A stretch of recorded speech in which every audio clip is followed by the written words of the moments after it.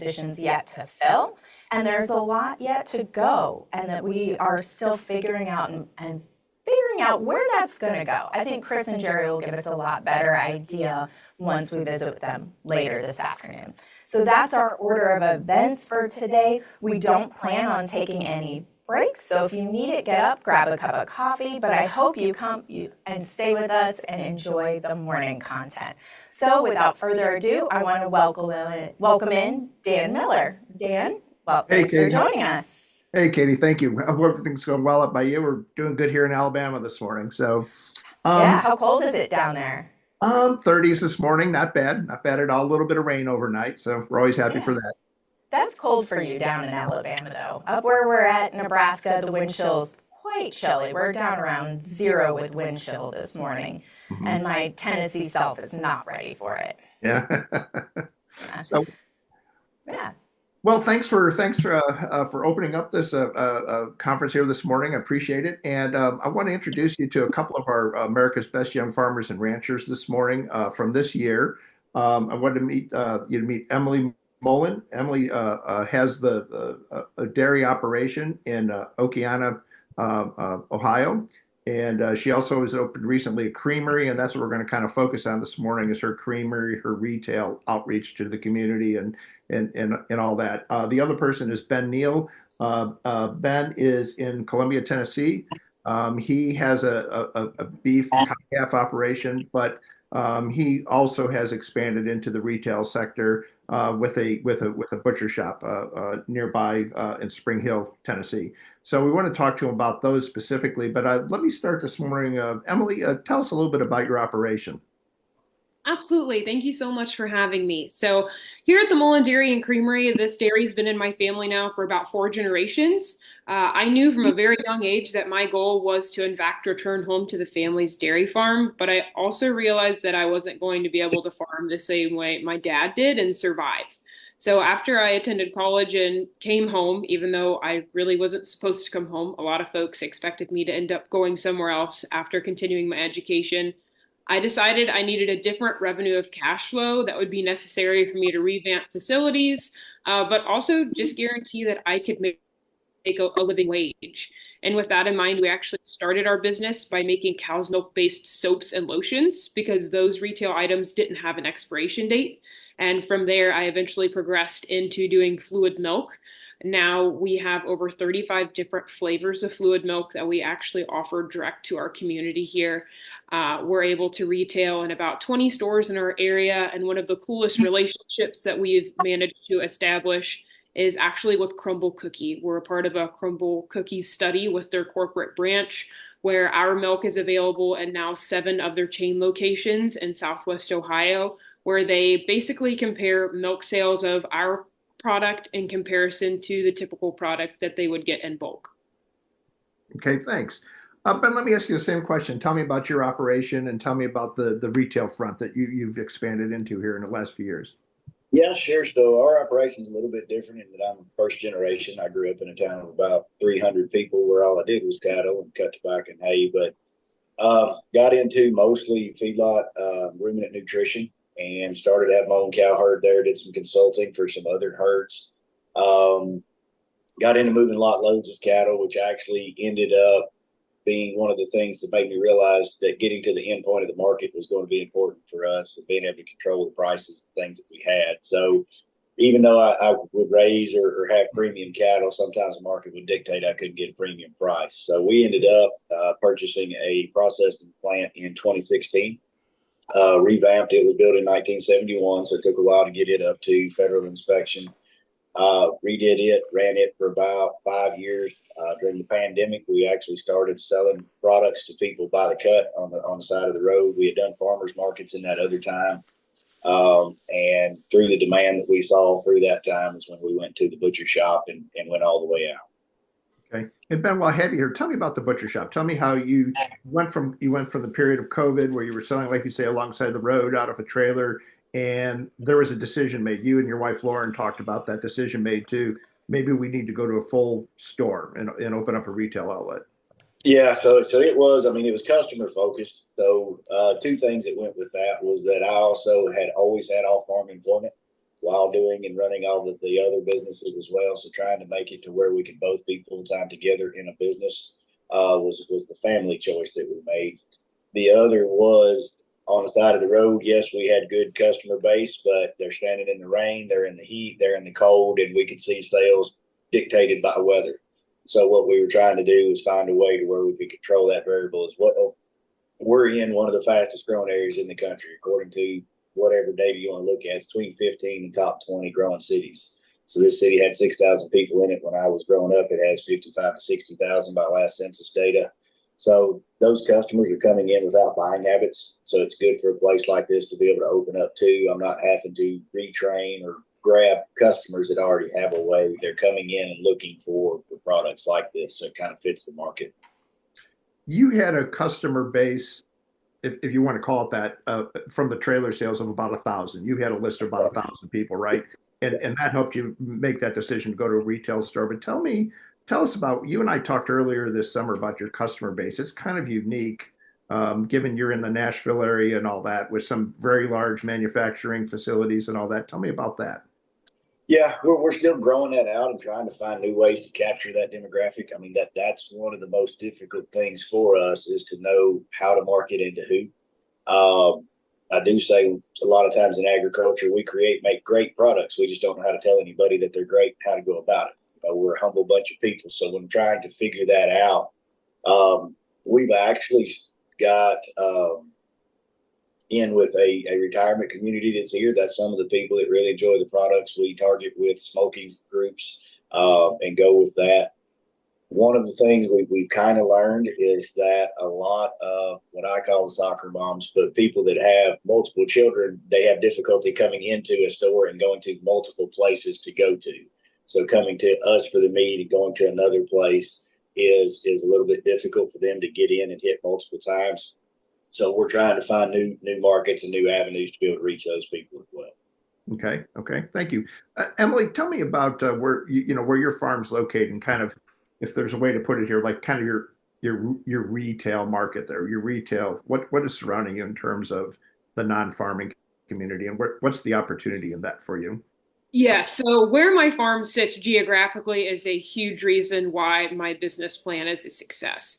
So we're about 20 to 25 minutes away from four pretty major towns: Oxford, Ohio, which is the home at Miami University; Hamilton, Ohio is another pretty good sized town; Harrison, and actually my farm runs the state line of Ohio and Indiana.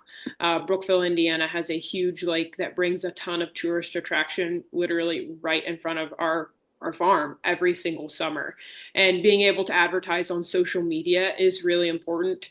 And if there's one positive thing that came out of COVID-19, it was when folks in my area particularly stopped into the grocery store and suddenly those shelves were empty with products that they've taken for granted for decades now. They had to think about where it came from in the first place.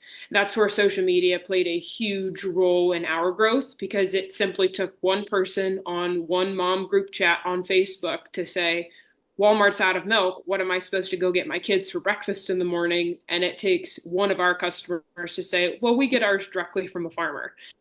And so there isn't that shortage or stocking issue a lot of the times that they've seen at the grocery store during that era. And that involves us to do and allows us to do a lot of ag education as well, which is only helping further our business, but also the consumer confidence in the products that they pick up from a local producer.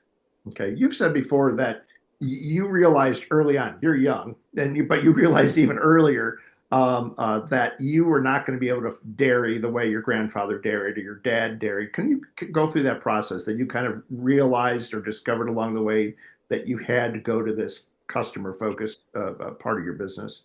Yeah, so some of my favorite statistics to look at from the USDA is actually the census of ag.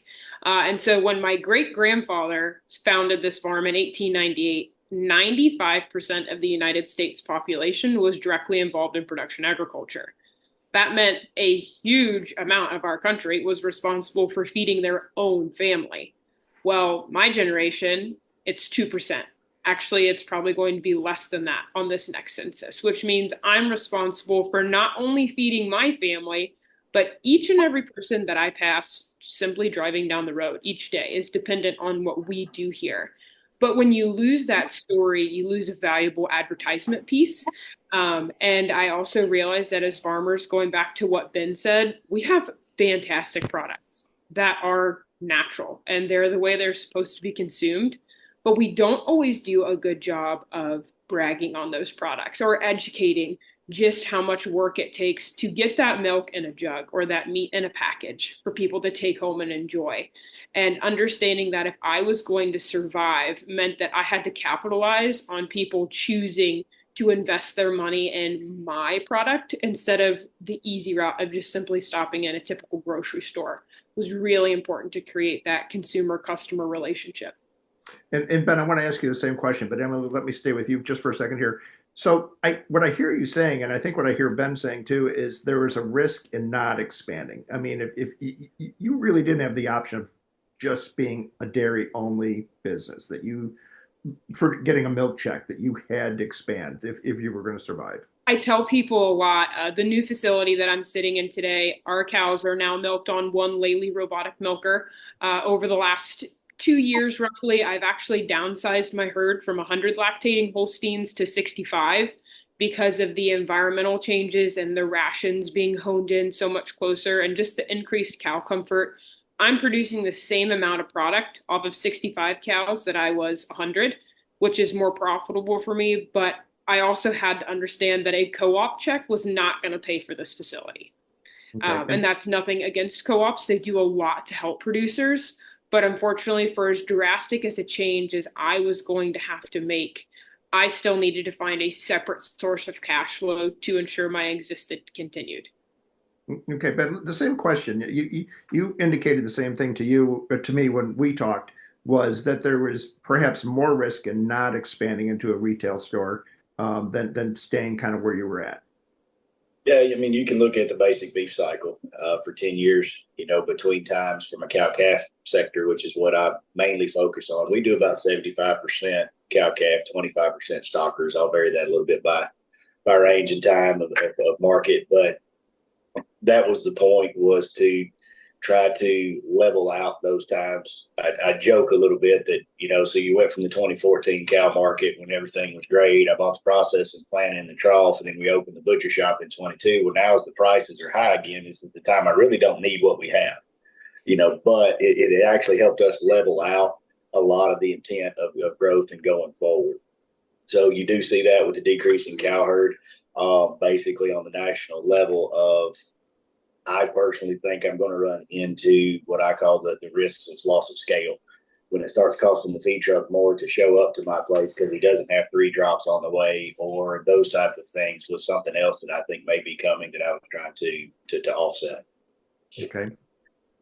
How do you, obviously you reach out to consumers through your store, but you have other ways of reaching out to consumers, kind of locally educating them on what you do, and why do you think that's important? Yeah, I mean, for us, again, it's a couple of things that I have in our mission, just paraphrasing, is that we want people to know the people behind their food again. And it's also to make food so good that people want to be back together around the dinner table so that they talk. I do believe it helps in communities to have families gathering around these smoking groups. I like being part of that. You see good relationships, good people there that are communicating and having more relationships developed out of it. We do. We have a autistic son, so we have special needs and sensory days that we're involved in the community there. It gives us a chance to talk about some of the clean ingredients and food products that they may want to consider if they're doing dietary changes for their kids. And it's just, to me, that's the purpose of what we have, is that we connect as a family, connect with values to people that are in the area, and that we can help their family for the products that they're looking for. Okay. And you just said something there about clean ingredients. That's really important, right? To the consumer, that the consumers that you deal with, is that they be processed with clean ingredients, that they have a clean label and those kinds of things, correct? Correct. Yeah. And we were going through that with our own son's dietary changes, and that was more and more difficult to find. And it is my nature of, if you won't do it, I'll do it. So if I couldn't find it, we just started making those products. And as I started studying more of processing, we've done a lot to improve shelf stability, but some of that may have been at a detriment of food quality over time. And we can't compete. I mean, the products we make versus a big box store, we're not on the same levels. If you ask something from us, we'll go open the bag up, cut it immediately. We can have it. We'll take care of 1,000 customers on good days. Sometimes they take care of 10,000. So by the volume of business is completely different between the way the products are made. But for the niche of people that want provenance of their products, to know where they come from, how they were handled and everything, we can provide that even with products that we source in. That's our main objective, is quality first and then local second. We do try to support other local growers. We have sauces and olive oils and all these others that are good quality product that are made local. But I jokingly say, just because it was made close doesn't mean it was made well. So we do try to dictate what's around and make sure that we have good products for the customers. Okay. And let's go back to you. I want to kind of go down the same road there. Tell me about your engagement with your customers. You do a lot of different things. I mean, with the dairy calves, with the kids, with having people come in, you do reading time, story time, right? All those things. Tell me about that engagement and then what it means to your business. I think social media has done a really good job of showing a lot of different sides of agriculture. And one of my favorite things to tell customers is agriculture is the most beautiful tragedy this world has to offer. And I think a really important job for me as a producer is being 100% transparent with my customers on what a bad day looks like here. Because when you see one simple reel on Facebook of someone mishandling an animal, it's super easy for customers and consumers to automatically decide, well, that's probably how a majority of producers do it. And in fact, that's not true. And we as producers know the love and respect that we pass on to our animals. And we also understand that these animals are an extremely valuable resource, not our household pet. And by bringing kids in here on field trips and by telling them, every group that comes through the barn, I tell them we have 2 rules. 1, you wouldn't like it very much if a stranger ran up and tried to give you a hug. My cows also will not enjoy that. But number 2 is that no question is going to hurt my feelings, and that I'll be completely transparent with you, and I'll never feel like you're out of line for asking a question that you genuinely would like to know an answer to. And that open communication with my customers and being willing to show them things that aren't always painted in a nice light makes a really big difference in the confidence in our product. Okay. Tell me real quick, since we're here, about what you do with the kids and the calves. That you're down to 2 dairy farms in your county, and they were getting ready to shut down that part of the county fair, right? And what you're doing to, kind of bring the kids and the calves and the farm together. In the 1970s, there was 88 dairy farms in Butler County alone. I'm about 45 minutes north of Cincinnati, and so urbanization is setting in quickly, and farms are moving out just as fast, it seems like. I'm 26, so obviously I aged out of the 4-H game quite some time ago. But it was brought to my attention that if someone didn't make some dairy animals available to kids, that department of the fair would cease to exist because there simply wasn't anybody left. And so I kind of made the decision to write up a loose contract and go through a couple FFA advisors in the community that knew of kids that truly deserved an opportunity, but couldn't have a cow in their backyard because they lived in town. And I was really shocked. I had 17 kids show up and say, we would like the opportunity to exhibit an animal at the county fair this year. Every one of those kids followed through. And that was a really important experience for me too, as a producer, to watch these kids gain confidence. Nothing builds confidence in a child the same way as giving them a 500,000-pound animal and saying, you're in charge of this and you get to decide how the situation goes if you're willing to put the work in.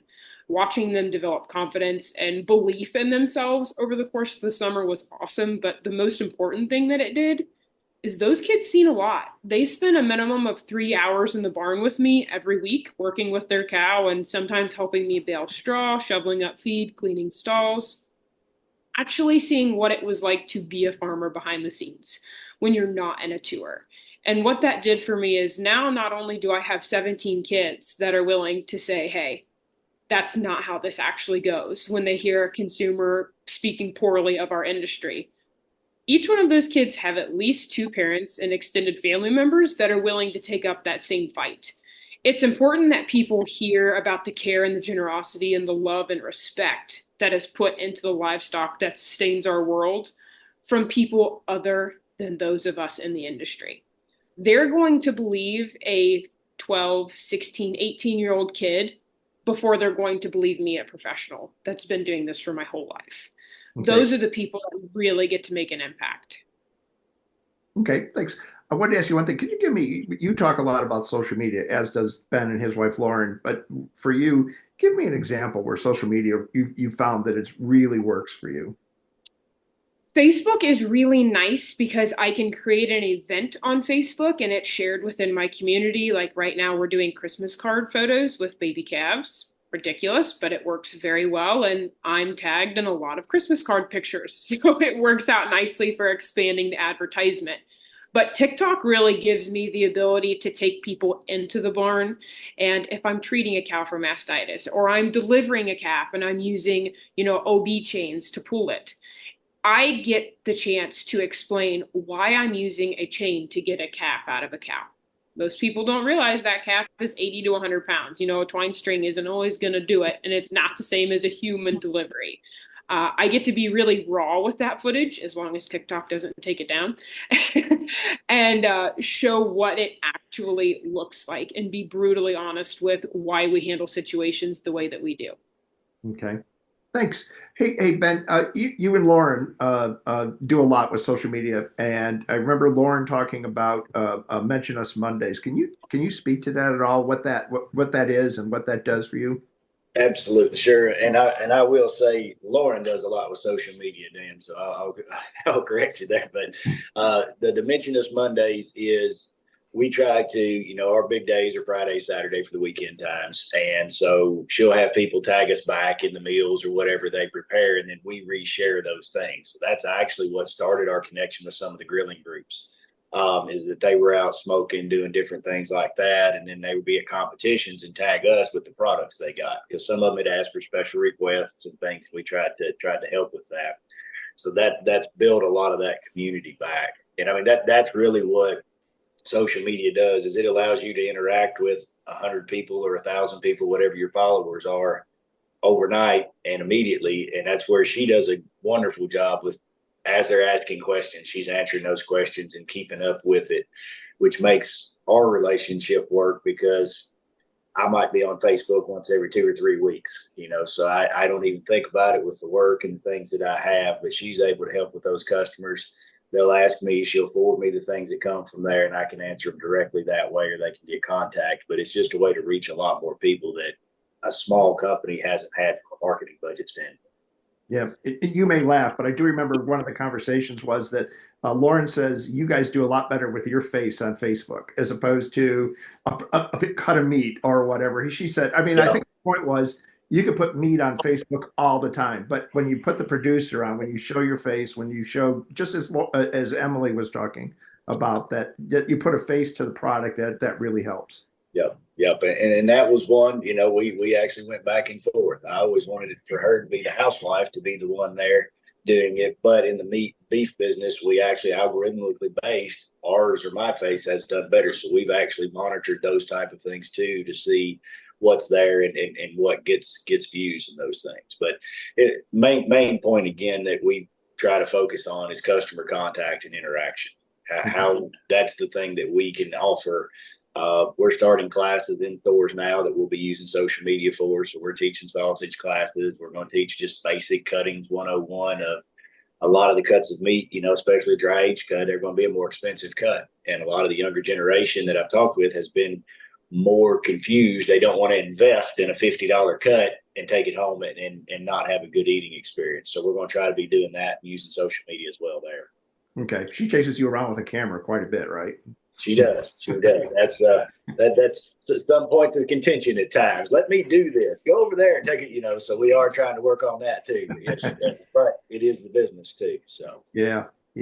Let me ask this: when I was in your store, I mean, obviously it features great cuts of beef. There's no doubt about that. But you had other things in there, and you've reached out. You bring in shrimp, you'll bring in lobster, you bring in other types of product, right? Why do you do that, and how do you do that? Yeah, I mean, it opens up. Tennessee, I jokingly say, is a landlocked state. So finding good seafood here is difficult. So we actually bring in seafood only for Friday and Saturday so that it's guaranteed fresh. Um, we do that. That opens up another market. It's brought new customers in that couldn't find fresh seafood, didn't know we existed, and then we were able to do that. Sausages, we make all sausages in house. That's one to go a little bit deeper into the processing side, but a lot of sausage.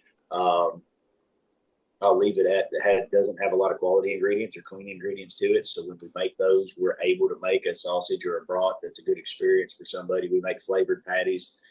The main thing for some of the items were, as inflation was increasing, we were trying to make unique products that would still make a fun dining experience, fun supper, and yet wasn't going to be a high end 2-inch cut steak.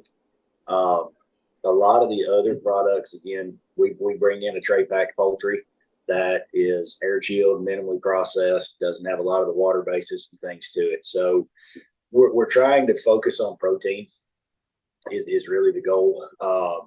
We carry enough side items so that they can come in and not have to go. Again, this area is still built for 6,000 people, not 55,000. So it's a 2-lane highway trying to take that. So if I can keep them from having to go up to the other end of town or through the traffic, then they'll stop and get their whole meal from us. So we do in, bacon and Brussels sprouts with tallow. We do in some other items there that just makes twofold. They help us move some trim products, but on the other hand, it makes it to where they have other products to have.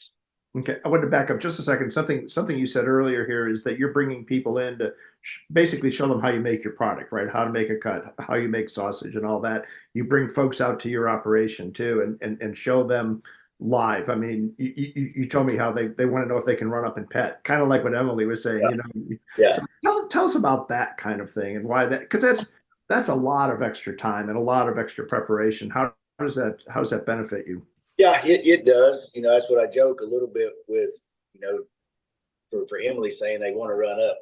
My place, a lot of people are so disconnected, they think a beef operation is a dairy operation, that I'm going to have bottle caps around or I'm going to have something for them to do. And I joke with them and say, if I have a bottle cap around, that means the cow's gone because she wasn't doing her job.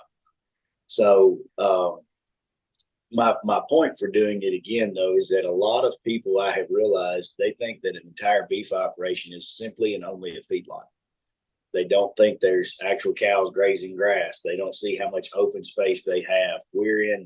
I'm in a couple different crop reserve programs, CRP programs. We've brought a quail population back on a portion of the farms that we operate. So I let them know about those things. We have hunting licenses and things that we're doing for wildlife management and hunting leases that we let come in. And I don't think they understand a lot of that ecosystem that goes on around a farm. And especially, you start to get to farming at scale, you're doing and offering more of that. So what I try to do with them is more of a technical side. I call it a technical farm tour. I do go through our operations month by month that I'm doing to keep beef constantly in from we calve here, we're feeding this group here, we're feeding this group here. That means that has to roll out to roll this group in. When I buy bulls, I buy 6 full sibling bulls at the same time, so that we put them all in together. So we standardize our calves so I can grow them the same. And they don't realize a lot of the science that goes into that portion of the business. And the other is we take pride on the way we maintain things. So I want them to see the farm, to see that it's not falling in, it's not dilapidated. If I'm going to pay attention to this fence or these things, and I'm also paying attention to the products that I'm raising for you. So we go from there to basically the packing industry in the last 40 years.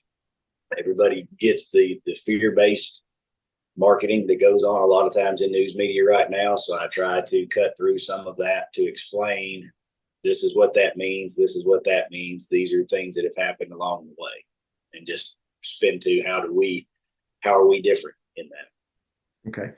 Before I move back to Emily, Ben, we had a question come in. They want to know, this person wanted to know about your labor challenges. And I know that is a challenge for you, isn't it?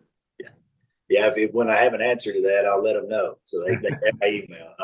No, it has been. I use a lot of visa work actually for the processing plant, which makes a seasonal load that is difficult to handle sometimes. Um, the store has actually gone really well. Of course, it's kind of a flagship. It's the neatest, newest place in town too, so it's easy to recruit people for it with what we're doing. Um, Farmhand, he's been with me 10 years. I've got managers. Most of my managers have been around 6, 7 years for each operation. But the hourly workers are difficult. So I actually have also started doing working with the rehab. So by having the visas, I had houses that I had purchased. So now I'm doing sober living, not as much rehab, not as much as the first intake, but I'll take guys in that have been 6, 9 months sober and be teaching them and seeing if I can get some help there. I've actually, when we get off this, we're going to it's a young men's program that teach trades to troubled teens and boys up to 25. And we're going to be working with them on an apprentice program to be bringing them in, teaching them meat cutting. So I'm trying to create a very large funnel of bringing people in to try to continue to grow. We're at 17 employees with that, and plant has 7 people in a town of 300. So getting somebody to drive to a town of 300 is difficult, and that's why I've gone that seasonal visa route. Okay. Emily, since we're talking about labor, let's go back to you because you rely heavily on family, correct? Yes, that's a very interesting dynamic for us. The community joke has always been my dad prayed so hard for heifer calves that God gave him 4 daughters. So none of us were really supposed to come home. We weren't necessarily welcomed back home either. I had to fight pretty hard to prove this is where I wanted to be. But with that being said, I'm definitely the only kid that enjoys poops and plows. The other 3 are very clean. They'd rather be in the house, which actually works out very well. 2 of my sisters, one of them, of which actually struggles with some pretty hefty health issues, is able to run the creamery because it's such a sterile, clean, and controlled environment. As of last year, I was able to bring on one of my older sisters in part time, and I have one community member that works for me full time, helping me manage my schedule, the calendar, emailing teachers back and forth for field trips. Because at the end of the day, I still have to farm and I still have to provide for these animals. So bringing in those folks to help manage and distribute work is really important. My mom has been a part of the business since day one. I rarely have time to make soaps and lotions. Plus, I'm usually too dirty to do that.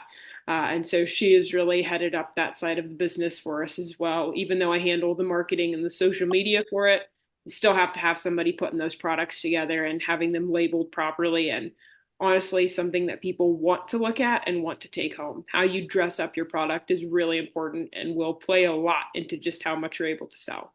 Okay. You've also reached out to your community or made your storefront available for other products that people bring in. Can you talk about that? And also, and I'm not going to find the right word for it, but how you all are kind of putting ingredients together, right, for packaged meals and things. Yeah, so we do a meal with meaning each month. Actually, after the new year, we're hoping to do those weekly and have meal drops and start shipping them as well. But my main goal of starting this business was for people to realize that your neighbors can take care of you. You don't actually need a Walmart, but you do probably need to learn how to cook. And so the opportunity for me to put an array of ingredients together with working with a sourdough artisan. Just last month, we did a spaghetti meal pack that had handmade sourdough breadsticks. A local pasta lady makes her own dried pasta that it's super easy to sell in bags. It has 2 ingredients in it. A farmer's market provides all the ingredients to make your own sauce, and we were able to provide the ground beef as I feed out all of my bull calves here. I eventually castrate them and feed them out as steers, and we're able to push that product through our store as well. So our goal, and we use social media to push this forward as well, to kind of give cooking tutorials, is to send people home with those raw, honest ingredients and teach them how to throw them together and feed their family of 4 to 6 for a pretty reasonable price every month. Okay. And tell me about, um, is there any kind of regulatory issues you have to deal with in terms of the retail side that are, I mean, issues that are kind of burdensome or issues that, you kind of wish would be reformed? I mean, you always have to be on top of your stuff. So I have an inspector, obviously, that comes through every 6 months to go through the actual dairy cow side of the world. And I have another inspector that is in here monthly getting milk samples out of the creamery side of the business. So I have two people at the ODA that I have to answer to at all times if a test pops up incorrect, or we start seeing levels in milk change in a way that's not normal. But I've been really blessed that the individuals I get to work with at the ODA are awesome at teaching me along the way. Milk processing does not just come easily to someone. If it weren't for an internship that I did in college, I probably wouldn't be sitting here with you today because it's a lot. It's one thing to produce raw milk, it's another to learn how to properly pasteurize, package, and then honestly conserve that product. Temperatures in milk is super important to making sure it remains fresh and wholesome until someone gets it home to their refrigerator, where obviously then that path of quality is kind of out of my hands. It's their responsibility then to maintain the integrity of it. But I'm really fortunate that I have two guys that are willing to teach me along the way and say, we're seeing this issue. This is probably where you need to look. And if you want us to drive out and go through it with you, that's what they're willing to do. I can't stress how important it is to have a good relationship with the people that are holding you accountable. It's important that we have those inspectors to make sure everything is in check. They are not my enemy. They're here to make sure I'm doing a good job and keeping families healthy. Okay. One side question on this, because I found it really interesting when you talked about it when I visited, is about the sale of raw milk and how that works in Ohio. If you could kind of briefly go through that, how you're able to do that. I had no idea what a controversial subject raw milk was until I went to college and I had a professor that was shocked that I wasn't dead yet because I drank raw milk my whole life. That is actually a state by state mandated law. And in the state of Ohio, it is illegal for me to sell raw milk. In Pennsylvania, you're allowed to. But here we had a farmer that fought really hard for something called a herd share program. And how that works is no money is transferred for these customers to leave here with milk. But I do get paid once a month to take care of their cow. So these folks will pay me $35 the first week of each month. And in a contract they sign with me, it states that that is ensuring their cow is fed, labor is provided to take care of that animal, and any medical resources that might be necessary will be provided, veterinary care, etc. And then they get to take home 1 gallon of fresh raw milk each week. And so it's a paper trail that's very important to be maintained for everything to remain legal and kosher with the ODA, because once again, I don't want to mess up that relationship. But we do have over 200 customers that choose to provide raw milk to their family. Okay, thanks. Hey, Ben, since I imagine that you engage regulatory issues at many points along your path from the herd to the butcher shop. Can you talk about that? Some of the challenges you might see, or how you manage those issues? Delicately, because we're on a public forum. I got it. No, we do. I mean, we have a lot of regulations. So federal inspection, you have an on-site inspector all the time to go through. A lot of the regulations that are in place aren't necessarily built for small processors. So you do deal with some things sometimes in expectations there. North door or our butcher shop is fairly actually a simple one. It's the way Tennessee works. Since we don't have a cooked product, we're actually still under Department of Ag. So it's still a Department of Ag inspection, which is the same inspection actually that does dairies, that does gas station cooked chef. It's that type of inspection. It's not really, those aren't bad. My opinion on some of that, a lot of people getting into this business, myself included, need a very in-depth HACCP education that they don't have without the inspection. There are a lot of places that are able to operate without a lot of food safety things in place just by lack of knowledge. I do think most places, once they know, operate well because it's not going to benefit your business long term to not have a good food safe product. But it is a time consuming portion. Was one of the things I didn't realize how much time it would take. I always say that's a non-paid time for me, and I've still got to go to work where they get paid to ask me a bunch of questions and have me write back forms and answer all those questions that can take up to, last count I did, it's almost 60 hours a quarter. Is basically what I spend on it. So I'm not quite big enough to need a HACCP coordinator yet, but I'm getting closer with the amount of time to take care of it. Okay. We've got a little bit of time left, just a few minutes, but we have a question that came in. Well, two questions actually. What kind of lessons are you learning from consumers? What have you learned that you've been really able to put to work and say in your store? For me, I think a large part is, to say it kindly, how little they don't know, or how little they know about what we do on a daily basis to bring a product in. There's a lot of trust that is put in systems that isn't well founded. And I think now people are starting to open their eyes to that, but they don't really realize how much trust they still have in something that may not be a completely legit system. So trying to earn their trust is one of the things that I say that's our job. In the products that we purvey, anything that we bring in, I eat. We're going to eat as a family before I ever bring it into the store, to know the quality of it, to know what we have, to represent and put our name on that product. The main thing, again, from the consumer standpoint, consumers have wanted the product. Our difficulty, going to the previous question, has been able to provide quality service to them, and staffing and HR to be able to meet the demand that's there. I do think we can continue to expand. That's where I'm having to learn more at myself, is the HR side of what we're doing, and maintaining the relationships with the employees.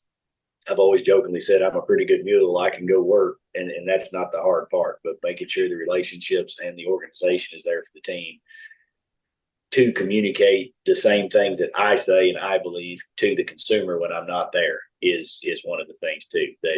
Well, your guy told me this. So then, working through that a little bit to try to make sure that everybody's on the same page is something else that I've had to learn too. Okay. All right. Thank you. Emily, kind of the same question. What kind of lessons are you learning? What did from the consumers, from the customers you have? I think one of the most eye-opening experiences for me is, I've done this my whole life. I know I'm young, but I understand that animals provide food and fiber. I've known that from a young age. Well, when I take people in the barn and they see my cute, beautiful newborn calves, and then they find out I sell freezer beef in my store, that's a very interesting conversation to have with a consumer. And I don't think we do a good job of expressing how that relationship actually works, and that it takes life to give life. I have this conversation probably on a weekly basis, with the standard of, these animals are not our pets. They actually are a very valuable resource, and it's our job to respect that resource. It's my job to be a good steward and care and love and show respect to the animal that is going to provide me with so much. If at any part during their life I don't hold up my part of that deal, I have failed. However, what we forget to do is actually put responsibility on the consumer. I hate food waste. An animal provided you with that product. It was a necessary sacrifice. Now it's your job to be a good steward of that product and not be wasteful. I have no problem eating beef, pork, whatever it may be, but I do have a problem when someone throws away because you've been wasteful of a gift that you have received, of something that was cared for, loved, and respected, but you have just disrespected it by chucking it in the trash can. When you explain it to people in that realm, you would be surprised how many folks walk away with a very different thought process of when they sit down to food being served on their plate, and their ability to kind of peel back the curtain and realize just what it took. The grocery store is too easy. It's climate controlled. Nobody's suffering when they're in there, except for when they get up to the checkout counter and they want to grouch about how much they're paying. But when you tell the story behind it and you add that aspect of respect to the food that's going behind that refrigerator door and the hands and the people that help put it there, we would see such a decline in food waste that it would be astounding. Okay. We've got just a couple minutes. So, Emily, I'll ask you first, and Ben, I'm going to ask you the same question. But like I said, we just got like 2 minutes left.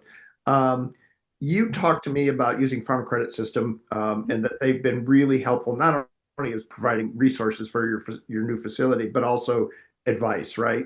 How important is getting good advice, finding good advice? What do you do to find that advice? If you're going to get upset with something someone tells you and decide to just quit or not listen, that's a really bad way to build a strong future. Farm credit, particularly, I knew very little. I mean, modern day high school does not do a good job of going over what it takes to go to a bank and get a loan to start a business.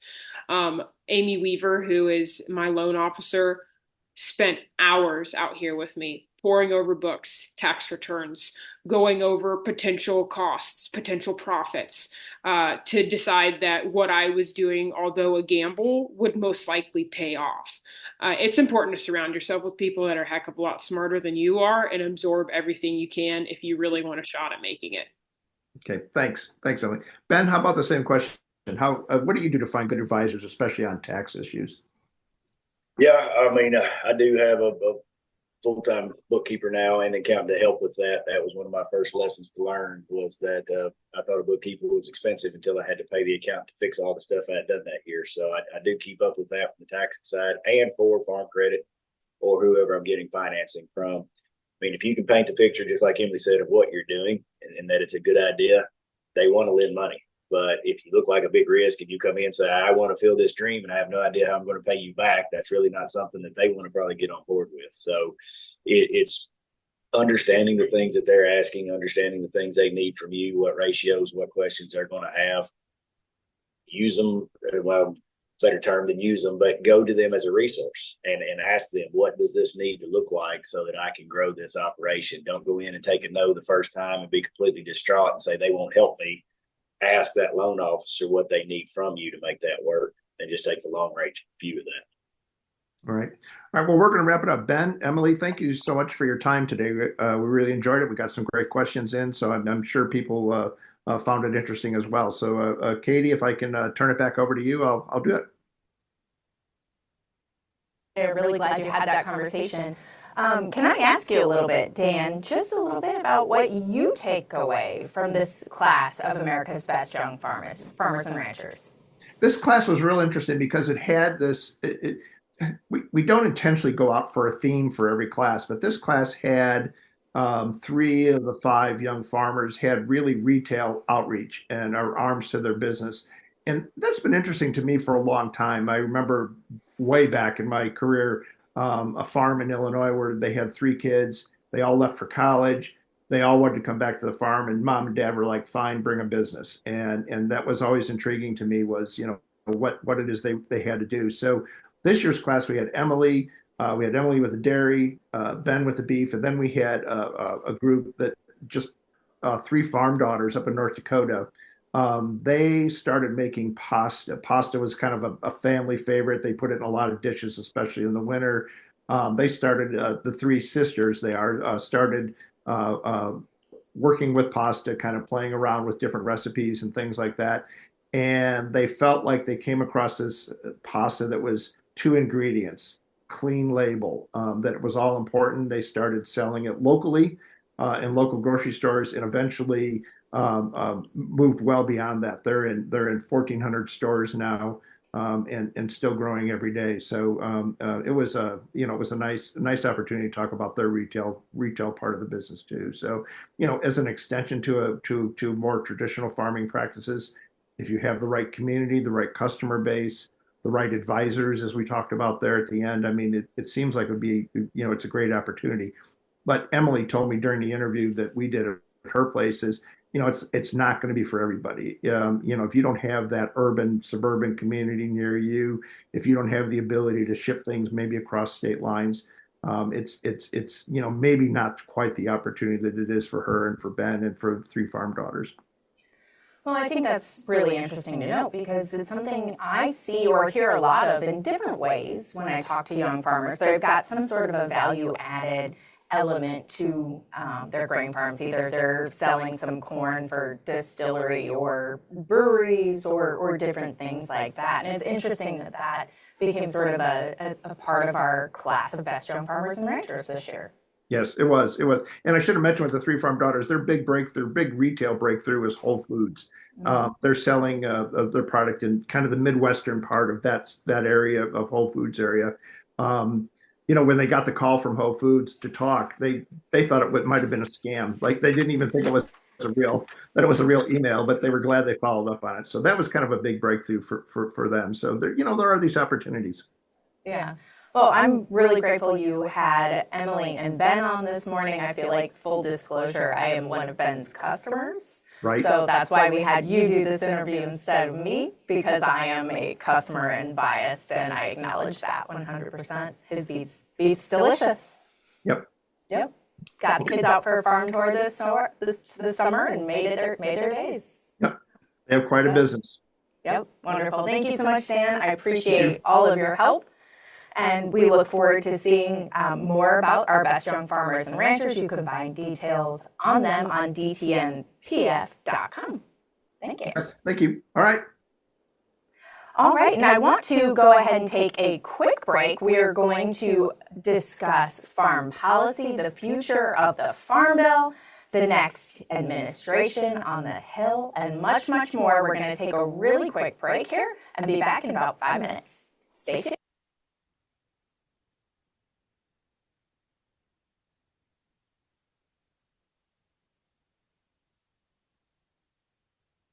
Welcome back to the DTN Ag Summit. I'm Farm Business Editor Katie Dellinger. I'm so excited to be your host once again for this. We just finished up a great conversation with Emily and Ben, two of our America's Best Young Farmers and Ranchers of the Year award winners. They talked a lot about their operations, being young producers, being beginning producers in Ben's case, and how they've grown their businesses with a direct-to-consumer element, and how that's changed and offered some new opportunities for them. And speaking of some new opportunities and plenty of change, I want to pivot to our next conversation. We're going to be talking about farm policy this morning. We know that with the new Trump administration coming into office, there are a lot of changes afoot. The Farm Bill is yet to be finalized as well. And to really give us a sense of what's going on in the farm policy space, I want to introduce one of my mentors, DTN Ag Policy Editor, Chris Clayton. Chris, welcome to the studio. Thanks for having me on here, Katie, and I appreciate everybody joining us this morning. Yeah. Well, we are working to get one of your longtime friends and colleagues, Jerry Hagstrom, our political correspondent, on with us. But you've got a little bit of a presentation here to start with and discuss. Yeah, Jerry's a pretty busy man, so we'll go ahead and jump in with the presentation real quick and get him on as soon as we can. And we get the PowerPoint ready here. So just go ahead and take it away. Well, start at the end of Congress real quick. And, there's a lot of things that happen at the end of a lame duck session. Lame duck president and Congress. Right now, the biggest issue they've got to deal with is trying to fund the federal government after December 20th. And that's going to be a big situation in terms of trying to basically pass a short-term extension. And then you'll see the Republican Congress come in at the beginning of next year and see how they're going to be funding the agencies through the end of the fiscal year. The biggest issue, I think, maybe affecting agriculture is whether we're going to pass a disaster package. And that is, President Biden proposed a $100 billion package last month, and Congress is following it up with some things that they want to add in. Negotiations are kind of going on with that situation, and you've had particularly some Republican senators have wanted to go ahead and introduce, agricultural financial disaster situation into that.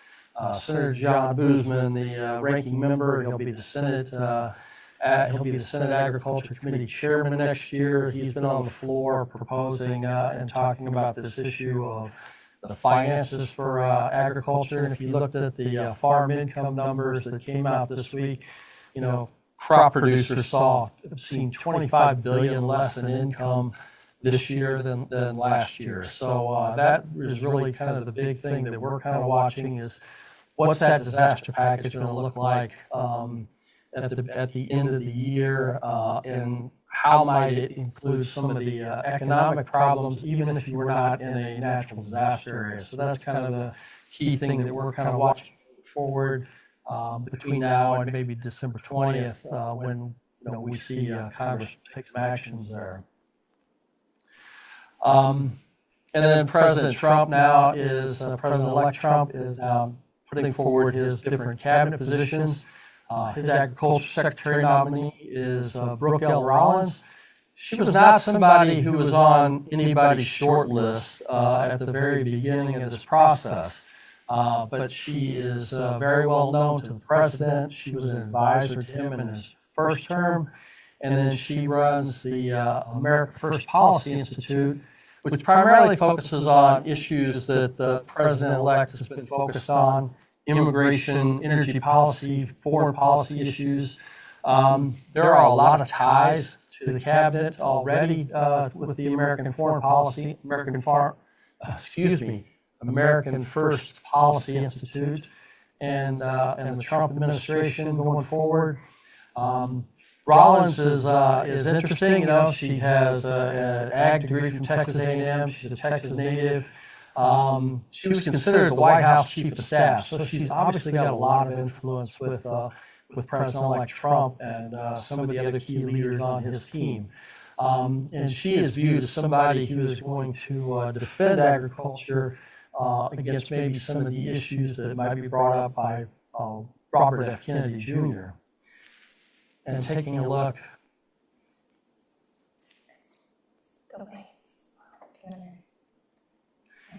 You look at some of these other cabinet picks that we've got. Robert F. Kennedy, of course, and Martin Macri. I want to point him out. He's going to be the FDA nominee. Those two have both really focused a lot of attention on food issues. They focused a lot of attention on their concerns about pesticides being used in food. They will not oversee EPA. They will not oversee USDA. But given the fact that RFK and Dr. Macri are going to be overseeing the FDA together, there's going to be a lot of things that they can basically look at when it comes to that. And it's going to be interesting watching going forward how they manage FDA and FDA's food policies in particular. Lee Zeldin, a former congressman, is going to oversee EPA.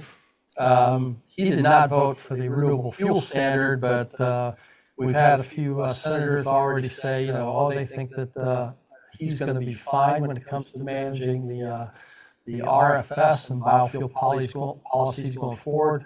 We'll see how that plays out, because the first Trump administration was not extraordinarily supportive of EPA until the president himself stepped in and pushed things like E15.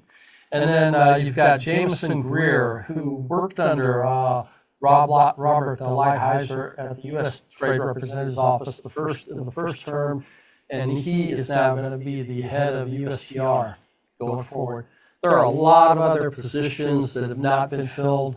I think the biggest key going forward with USDA is going to be who's going to be the deputy secretary. A lot of times the deputy is the person who runs the day-to-day operations.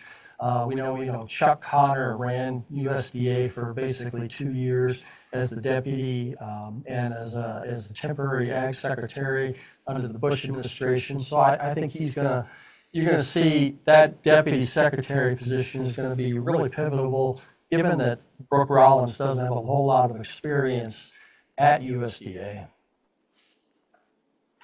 And this was just a couple of things that people had pointed out regarding the pick of Brooke Rollins, that there was a lot of battles and conflicts within the Trump's team about who should be the agriculture secretary. It was one of the most lobbied positions going forward.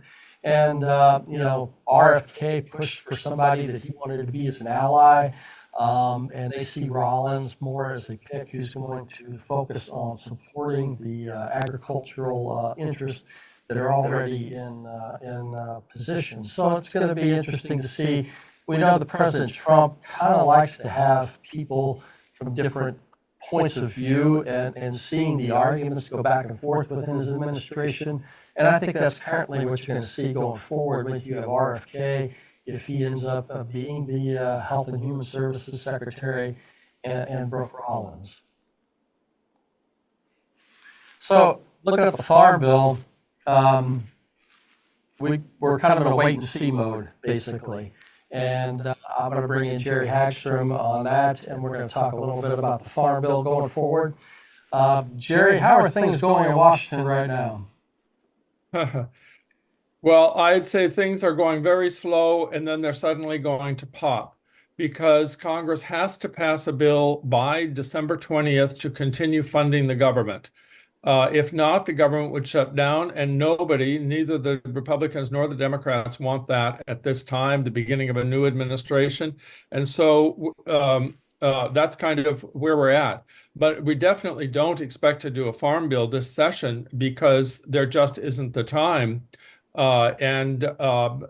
House Agriculture Committee Chairman Glenn Thompson is apparently going to introduce a one-year extension, or what would really be a revival of the 2018 Farm Bill, because it has been expired since the end of September, but it would revive it for another year. We really don't have any debate over what's going to be in the Farm Bill right now.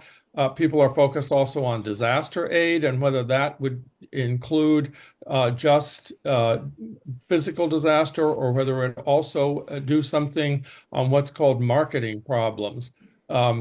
So that's kind of where we're at. And remember, all this has to be done by December 20th when Congress is planning to leave and end this Congress. And then everything has to start over. One thing about it is the Farm Bill has to start over because it will be a new Congress. And it isn't like you're going to take the House Farm Bill that passed the House Ag Committee and start with that in place. It has to be voted. It has to be considered and voted on again in committee.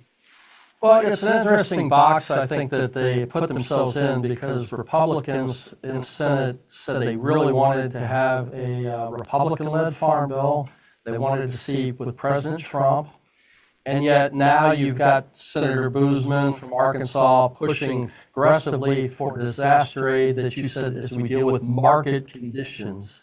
Now, that takes everybody else in Congress to go along with that. If they don't, then you're looking at really 2026 until you see some sort of change in the reference prices and crop insurance, anything like that that would help crop farmers. So they have to get something in this Congress or they have left themselves with a situation where farmers are going to be struggling in 2025. Yes, it's interesting to me. Every time I'm talking to bankers or listening to them in a presentation, the bankers say there really isn't a crisis in farm country this year, but it's likely to be next year. And it will be with the crop farmers, not the livestock producers. Now, some farmers, of course, have both crops and livestock. And so when you start looking at the income statistics, they don't really support disaster aid, except in the case of hurricanes and other natural disasters. So I think this will be an argument that goes into next year. And I haven't, even when Senator Boozman went on the Senate floor the other day and talked about this market conditions problem, he didn't offer any specifics as to how to achieve this. So, we're kind of in a no policy situation at the moment, except for a revival or an extension of the 2018 Farm Bill.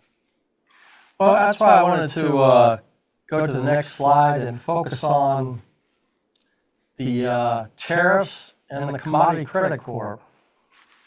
Because the House Farm Bill had a provision that basically took away the Secretary's ability to use the CC funds.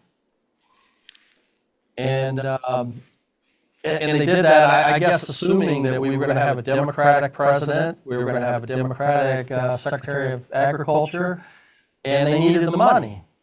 But now everything's changed. And now you're talking about all these tariff situations,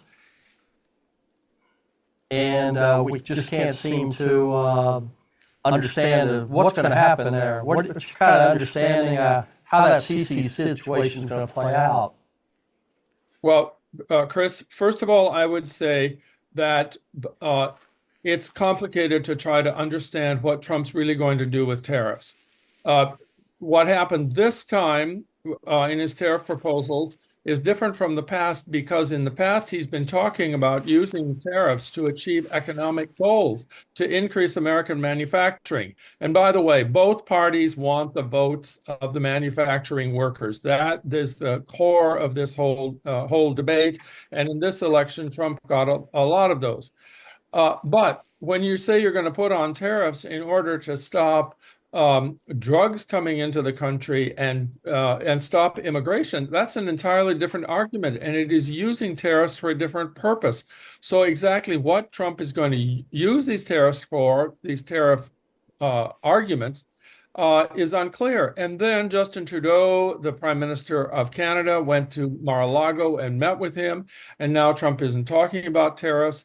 He had a telephone conversation with the President of Mexico, President Sheinbaum, and they came away with different interpretations of the call.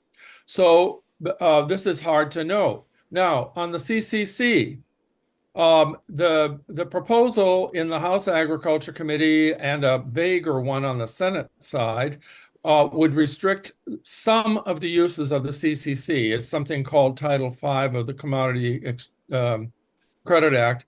And so it wouldn't eliminate the ability to use the CCC to pay out farm subsidies, which is always done. It would just eliminate some of the discretion of the secretary. But I can't imagine that the Republicans are going to want to get rid of that now, because with Trump coming in with Republican control, they're going to want to give the secretary all that decision making, especially if she needs it, because Trump imposes tariffs that result in a reduction in U.S. exports.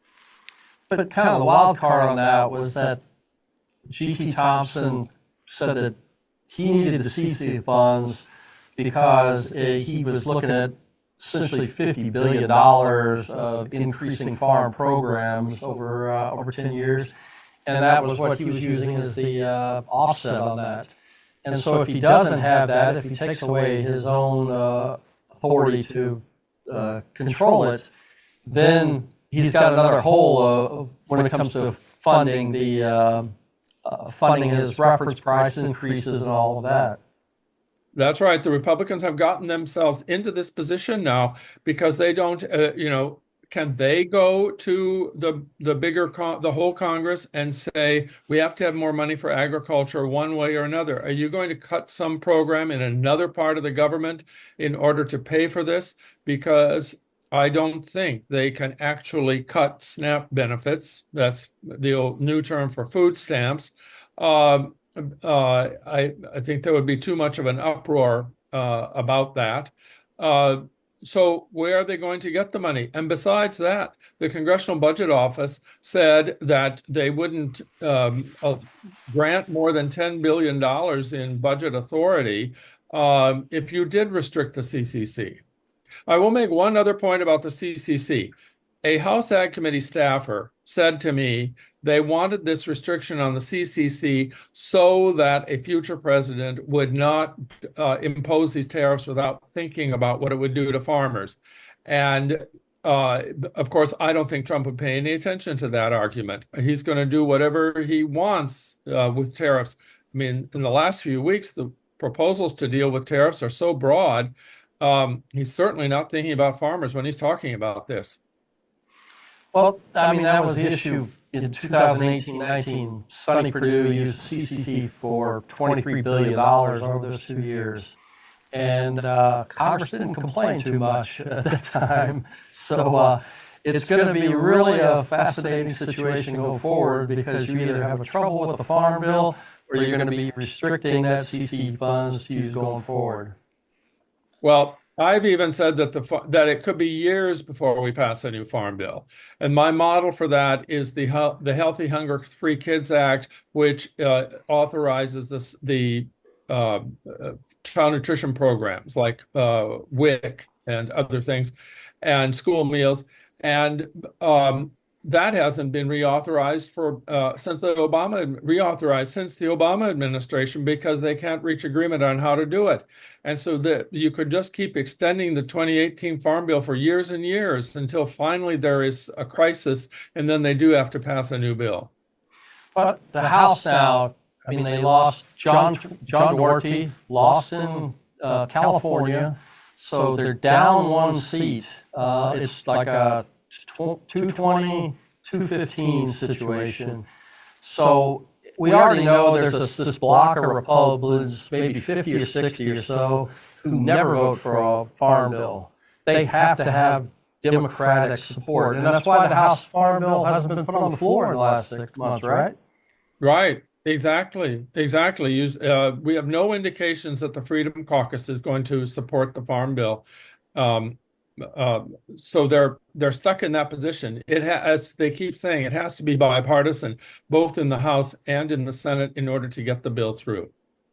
I think I did a wonderful job in the slide presentation, so I want to go forward one more slide here. If we can get that going. There we go. So the question to me is, where do Elon Musk and Vivek Ramaswamy fit into the Farm Bill situation? What are your thoughts? Because they want to cut $500 billion in government spending. They're actually on the Hill today to talk about their ideas. Have you heard anything from farm lobbyists about this situation? No, the farm lobbyists are being extremely quiet these days. They don't want to offend the incoming president, and they also don't want to endanger whatever Congress might do between now and December 20th. But on the Musk-Ramaswamy effort, I want to point out that this is outside the government. It is not a government effort. The people who are going to work for them are not going to be paid by the government. And pulling that, whatever they come up with, into actual government policy is very difficult. Now, on the issue of what would happen with their efforts, to me, the most immediate is their proposal that all government employees must be required to go back to the office 5 days a week. There are a lot of people at USDA who are not back in the office very much. As I have said, the public can now go to the cafeteria in the USDA building because there are so few people eating lunch. But the thing is that when Ramaswamy and Musk wrote a piece in the Wall Street Journal, they said they would be very happy if these people quit instead of coming back to the office. The problem with that is you would lose a lot of senior talent if that happens. Wanting skilled, knowledgeable people at USDA to go away, the people who run various programs, is not a good idea. Yeah, it's going to be pretty fascinating to see how those two play out with Congress and what they can actually accomplish. The other thing that we really haven't really talked about yet is how ag labor plays into the situation and the president's desire or focus on mass deportations of undocumented people. There's a lot of uncertainty about what's going to be happening. The farm people seem to have already been lobbying, I understand, the Trump's administration to try to say that you should leave our people alone. How do you think this kind of plays out? I mean, we've been trying to get a farm labor bill through for like 20 years, and it passes one chamber and nothing else happens. Do you see anything that will make any changes there? Well, I think the greatest danger for agriculture in terms of the mass deportations is in the dairy industry and in meat processing, because those are the institutions that need people year round. And so I think I can't speak to meat processing, but I certainly know in dairy there are a lot of people who are working on those farms who are not, who would have a hard time coming up with truly legal documents if they were tested. Um, uh, Now, in the fruit and vegetable industry, it's a little different because that's where you have a lot of people who are coming in under the H-2A program, and those people are, those people come in legally. The issue there is that the farmers or farm groups have been unhappy with some of the regulations that the Biden administration put in, saying that they have raised costs. Of course, the farm labor advocates say, wait a minute, these people, they're doing hard jobs and they deserve their pay or their improvements in working conditions. But it's certainly possible that when the new administration comes in, they could pull back on some of those regulations that the Biden administration has put in. I would imagine every industry is going to say, protect our people from mass deportation. So I don't know if agriculture is going to have a better position on this than anybody else. Well, and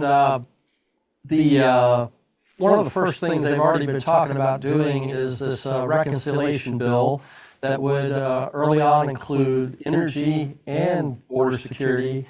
You've already had a few Republicans talk about the idea that they are opposed to mandatory E-Verify for everybody. Thomas Massey, a representative from Kentucky, mentioned that he would be opposed to that. And if you need every single member of the Republicans in the House to vote for a bill, that already is a stumbling block to that situation. E-Verify has been pretty controversial in agriculture, but if you press it, that's going to be an issue that is going to cause a stumbling block for that bill. If the Trump administration is going to launch mass deportations, they're going to have to use something to determine who is here legally and who isn't here legally. The complication on this in agriculture is that the farmers have been so unwilling to discuss this issue in their own communities, because in the communities, there are a lot of people who don't like all this foreign labor living there. They talk about how people live in crowded houses. They talk about how people, they are in the emergency rooms of hospitals. And of course, the reason that they are there is that their people cannot be turned away. And if they're really sick, that's where they go. So I'm not sure just how the farm groups are going to make some of these arguments. I think if Trump did the mass deportations, they'd be popular with a lot of people, and so would E-Verify. Yeah, it's a very complicated situation. I don't think the beef and the pork producers have really weighed in very much, but you go out and you go start having mass deportations in some of these meatpacking towns, the first thing that's going to happen is cattle prices are going to drop dramatically. If you shut down a packing plant for a couple days that processes 3 or 4% of the nation's beef supply, prices rise for the consumer and cattle prices decline. And suddenly I think everybody in agriculture is going to wake up very quickly to this kind of dynamic. Well, and also, if there are these mass deportations, you always have the possibility that there are going to be real upsets in the communities. I remember a few years ago when they did what you might call a mass deportation, a raid, and they deported people in a town in Nebraska, and they left behind these people's children. I mean, not that they should have taken them, but the children were American born. And so you suddenly had the community that had to take care of these kids that were left behind. They came home from school and found their parents were not there or did not come home. Yeah, and that situation you had lawmakers from both parties extremely upset at how that played out with those raids. So it can change some minds very quickly. That's right. So another situation that we ought to touch upon real quickly is biofuels. And there's this whole big situation with the 45Z tax credit and the Inflation Reduction Act. In this reconciliation discussion, they're talking about an energy bill that might actually reverse the Inflation Reduction Act policies. 45Z is a tax credit that was part of the Inflation Reduction Act. So you got Senator Thune is the new majority leader in the Senate. He's from South Dakota. He's very much a biofuel supporter. And yet you've also got the Trump administration, people coming in that want to focus on totally getting rid of the Inflation Reduction Act. How do you see that kind of dynamic, that situation with protecting what biofuel guys want to do, but getting rid of what they see all these green policies that they don't like? Well, first of all, the most important thing about the reconciliation process is that you can only affect spending. The bill is not supposed to affect policy. And to a degree, that will have an impact on what the Republicans can do in that bill, assuming that they can get it through. There they have another, you're going to have another problem with trying to get that through the House. You can probably get it through the Senate, but through the House is difficult. Well, on the biofuels, I've been most interested in the fact that first there was this report the Biden administration wasn't going to complete the 45Z. And then DTN had the story the other day with a direct quote from the Treasury saying the Biden administration is going to put out those regulations before they leave office. I don't know how much you could do through a reconciliation bill on these biofuels efforts without affecting policy. As I said, it has to be about money. And, whether they can just rescind something, I don't know. But of course, also on the Inflation Reduction Act, the Biden administration is attempting to put out as much money as it possibly can before they leave office. And that's not just true with the Inflation Reduction Act, it's true with everything else that they're involved in. Yeah, I was talking to a lobbyist from a conservation group a couple of weeks ago at a meeting. And this was after the election, and he said he was going into USDA in the next few weeks, and the biggest thing he wanted to walk out with was a whole lot of signed contracts to ensure that stuff was locked in, and some of these conservation programs are going to be paid for what that group was wanting to do. So that was kind of an interesting discussion to have with him. Todd Neely kind of pulled his hair out for a day or two trying to sort through the different discussions on whether we were going to have the 45Z before or after. The issue I think is interesting, though, is the first thing any president comes in and does is freeze actions from the previous administration from like the last 60 days. So if Treasury gets this out of the 45Z, even if it's a guidance, that doesn't mean that the first thing that the Treasury does under the Trump administration is pull it back and say we're going to totally rewrite this and how it's interpreted. Now, of course, Senator Grassley is saying you got to get 45Z out because the Biden administration has done so much to help the coasts with electric vehicles, et cetera, and hasn't done enough for the interior of the country. And 45Z is one of those things that would be potentially very good for the middle of the country. And it might be hard for the Trump administration to go against that.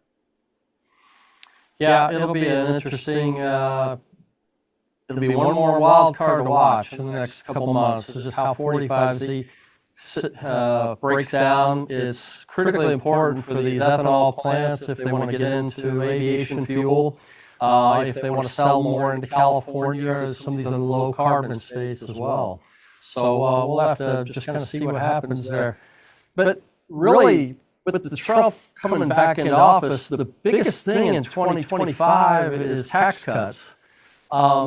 It was his landmark legislation in 2017 where the Jobs and Tax Cuts Act, or Tax Cuts and Jobs Act, I forget how it went, but all of those tax cuts are going to expire at the end of 2025. What's your understanding about how fast Congress might act to either extend those and what can be done there? Well, it's interesting to me that Senator Thune does not intend to take this up first. Earlier, there had been an assumption that the tax bill would be the number one thing for them to get through, but Thune has these other bills that he wants to a couple that he wants to do beforehand, well, the tax bill would be controversial, especially if they want to make changes to it. If you're just going to reauthorize it, that's one thing, but there is no bigger battle in Washington than over taxes. And let's say the high income states definitely want to a repeal of the provision in the tax bill that says your state and local tax deduction can only be $10,000.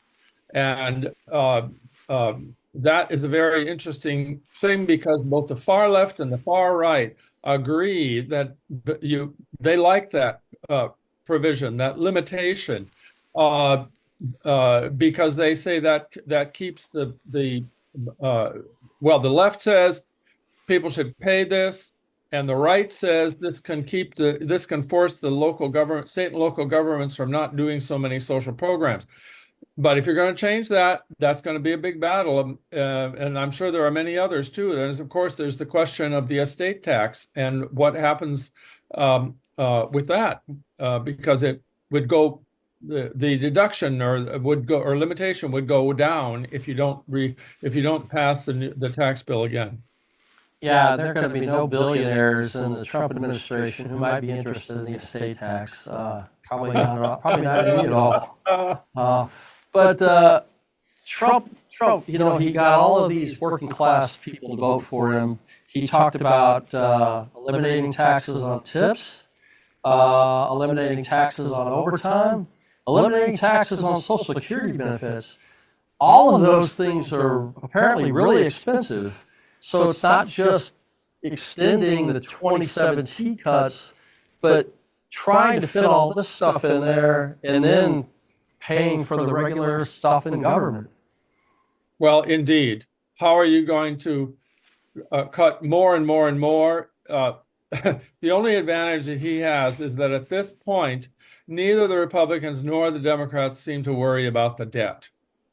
And so you can do all of this and you can just increase, government spending, which is what could happen with the Farm Bill if they pass that. But it's, at some point, there could be a crisis over the debt levels and what that means for, selling U.S. government securities, and the impact on inflation. But it hasn't happened at the present time, so that it's a concern of either party. Yeah, I was a very nerdy 8th grader, and I actually won a speech contest because I complained that Ronald Reagan and Congress made the debt up to $1 trillion. And when that happened, nobody understood what $1 trillion was. And here we are now. I think we're at like 36 trillion or something like that. It's an insane number, and it just keeps rising.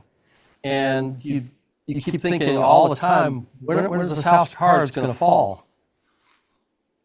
Right, but the issue is it hasn't fallen, and so the argument is it just doesn't work. We have not had an economic crisis. I mean, the American economy is doing very, very well. We have low unemployment. I was just at Feeding America this morning, and they are, unemployment is low, although they are complaining about the low wages and saying that's why so many people are going to food banks. But still, unemployment's low, and the companies are making money. We're not that it matters very much to Americans, but all the economists say the U.S. is doing better than any other country in the world. We're doing better than Europe. We're doing better than China. So, arguing about the debt doesn't work very well right now. So, had a question going back to the Farm Bill. You still think that even 2025, it might not pass get through? That's right. It might not. It will be later in the. It will have to be later in the year, I think. I can't imagine Congress coming in and I mean when they've got these reconciliation bills that they want to do, and Trump is getting organized, and also you're going to have changes in the leadership of the two committees.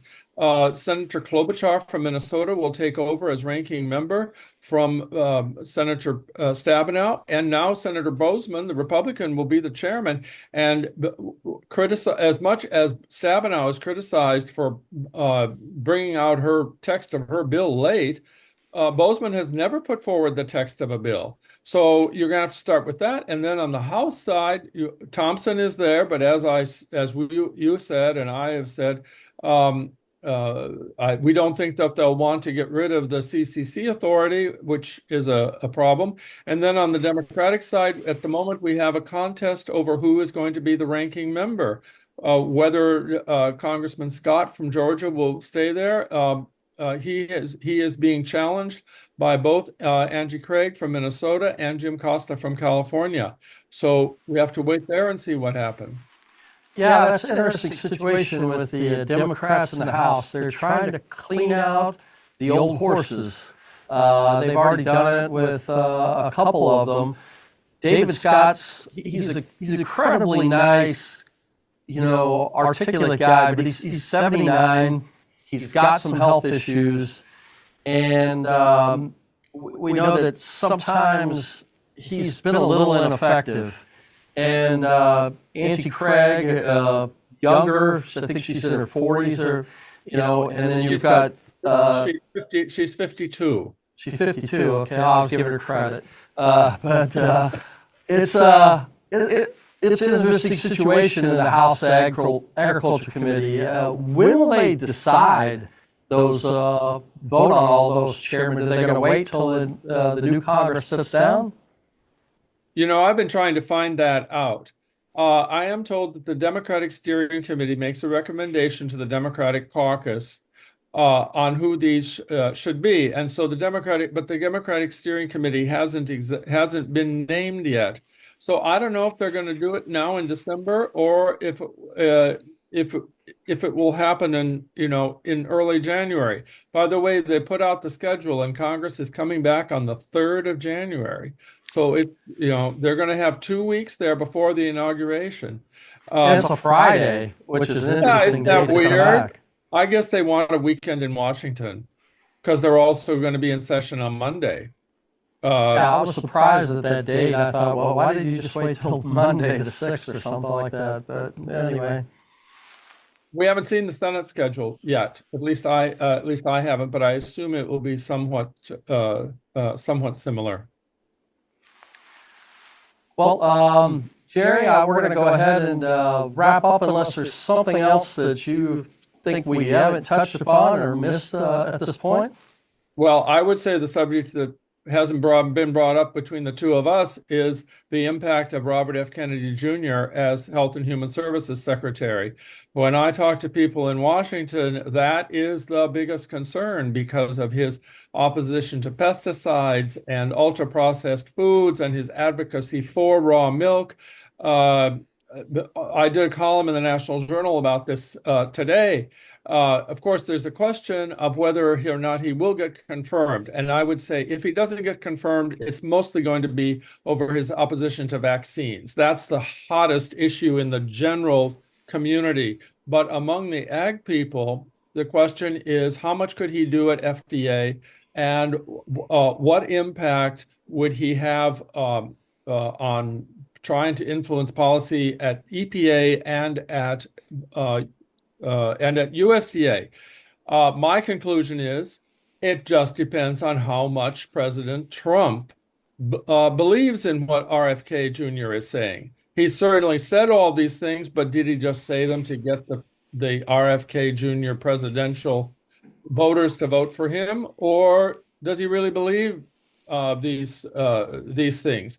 I mean, it's always possible. You know, Trump doesn't drink alcohol, and has a fetish about cleanliness. He loves McDonald's because their standards for food safety are so high. So you never can tell what'll happen here.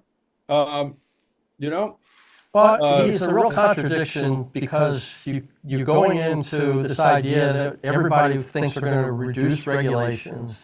Jeff Bezos even talked about that at a forum yesterday, that he thinks that this is going to be really good for reducing business regulations. RFK is talking about a whole lot of regulations and a lot of bans on things, which is really contradictory. yes, I mean everything that RFK does would require more regulation. And if you wanted to get, as he has said, get ultra processed foods out of the school meals, well, talk about regulations. I mean, I don't think you could have pizza. I don't think you could have hot dogs in the school meals. Those are ultra processed foods. And the kinds of foods that he wants people to eat are more expensive. And what he's talking about, you'd have to have what they call scratch cooking in all the school cafeterias, and all the people who manage school meals will say that is really expensive, and that's why they've developed centralized kitchens and have deliveries to the schools, and then the food is reheated. So a lot of this stuff doesn't add up. Yeah, I mean, they've tried to reduce just salt and sugar in school lunches, and people have lost their minds over it. So it's going to be interesting to see. Well, yeah, Sonny Perdue pulled back on the grain content in bread, and I think on the slowed down the sodium reduction.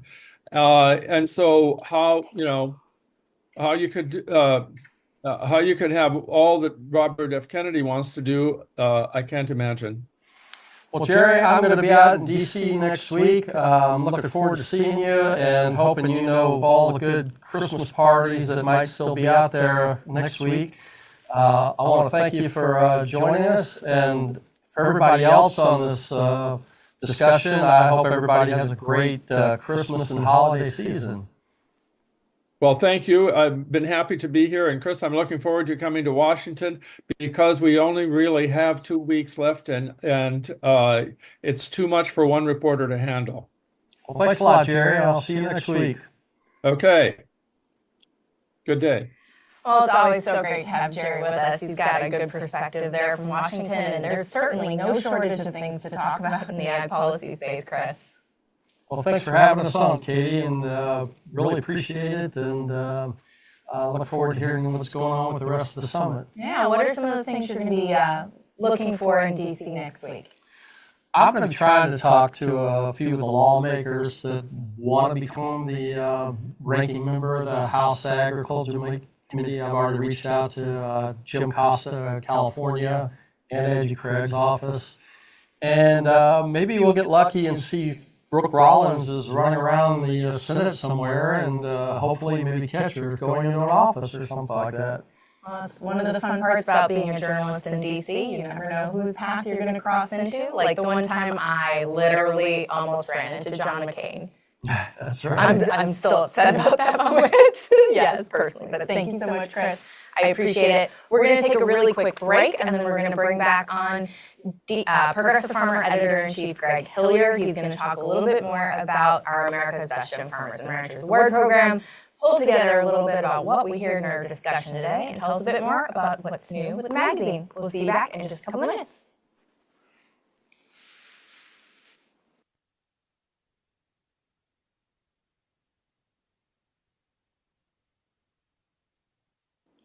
Welcome back to the DTN Ag Summit. I'm Farm Business Editor Katie Dellinger. I'm your host for this event. We've had a really interesting morning and a couple of very good, informative discussions on, first one with our America's Best Young Farmers and Ranchers Award winners, and then the second one on farm policy. And I want to introduce my next guest. This is Gregg Hillyer. He's our editor-in-chief of the Progressive Farmer magazine, which does the America's Best Young Farmers and Ranchers Awards each year. Gregg, it's wonderful to have you back in the studio. Yeah, thanks, Katie. It's good to be in Omaha. Came from St. Louis, so nice drive yesterday. Yes, chilly drive, winds out of the north, I can imagine. Absolutely, but that's part of the weather we're having right now. Yep, it's part of this time of year. It's a part of what we do every year. It's cold weather. It's Omaha. We're here talking Ag Summit. What are some of your big takeaways from today? Well, it's really interesting. America's Best Young Farmers and Ranchers. This is our 15th year, so we've honored close to 100 next generation farmers. And I think what was really interesting about this year's class, as Ben and Amy were talking about, they've really focused in on the consumer side of the business. You know, they're thinking outside the box to reduce their risks, and they found out that, you know, the conventional, traditional approach that their fathers or grandfathers have taken doesn't work for their business models. So they're going directly to the consumer to get that value-added product out there.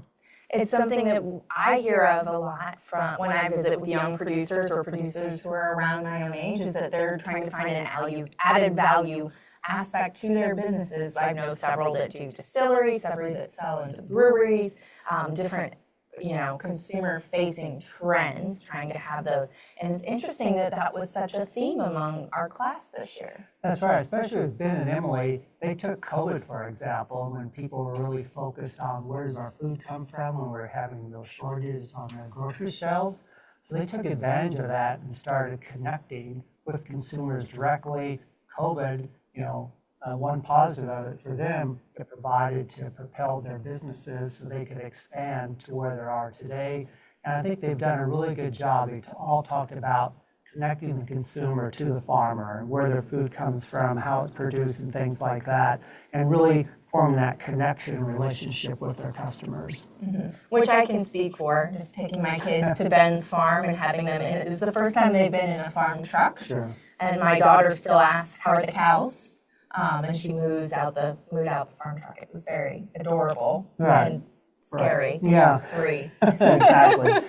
Well, as Emily pointed out, I mean, there's less than 2% of the U.S. population actively involved in agriculture.